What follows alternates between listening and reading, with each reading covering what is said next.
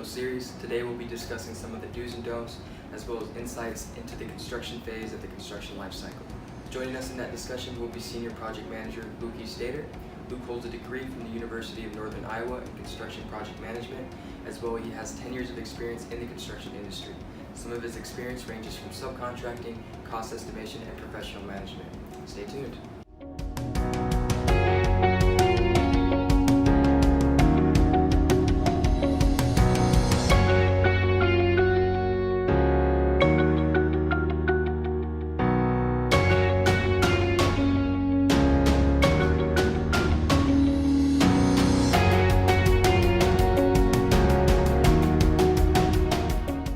Hi folks, my name is Luke Stater. I'm a Senior Project Manager at Fulcrum, and today I'm going to talk a little bit about some construction items and do's and don'ts related to schedule.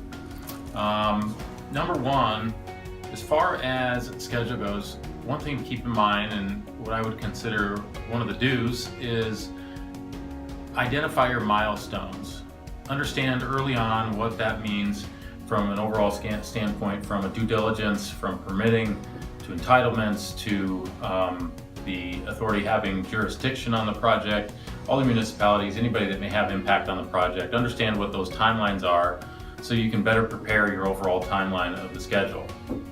From that point, it's important to identify your durations and utilize real input, whether it's both from those entitlement information, whether it's from permitting departments, whether it's building inspection, and also identifying what some of those are up front will help build into when your construction may start.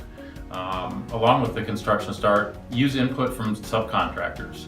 Use input from general contractors and prior experiences in other types of these projects so that these durations can be as close to as realistic as possible.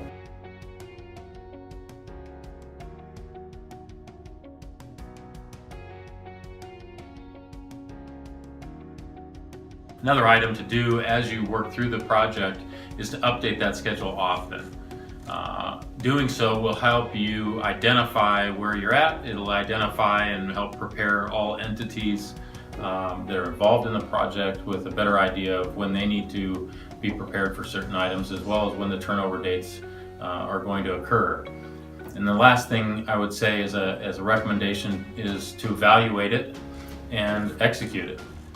Don't be afraid to test it. Make sure that the durations are hitting when you're anticipating they are to hit, and make adjustments as needed.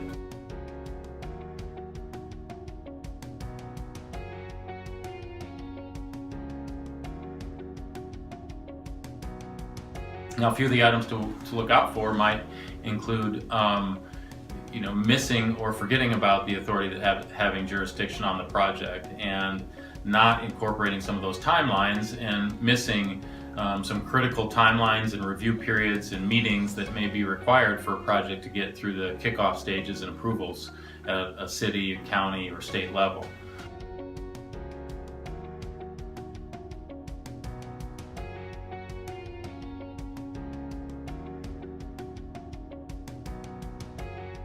The other items to look out for is never underestimate that city, municipalities, and states are also going to have their own schedules and timelines. There might be timelines when they're off and they don't have work. There might be timelines when they don't allow for work to be performed, whether it's, for instance, where's the Super Bowl this year?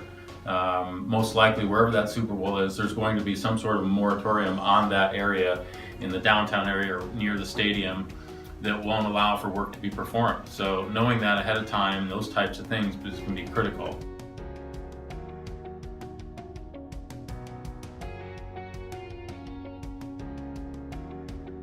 Also, don't forget about weather.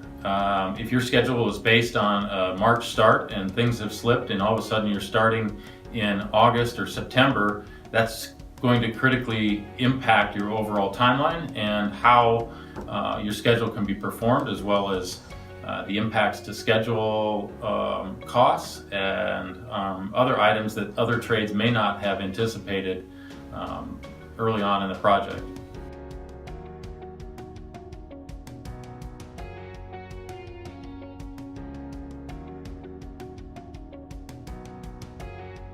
I guess the last thing to look at would be, as we talked about evaluating and executing the schedule, is don't be afraid to back check the logic and the performance.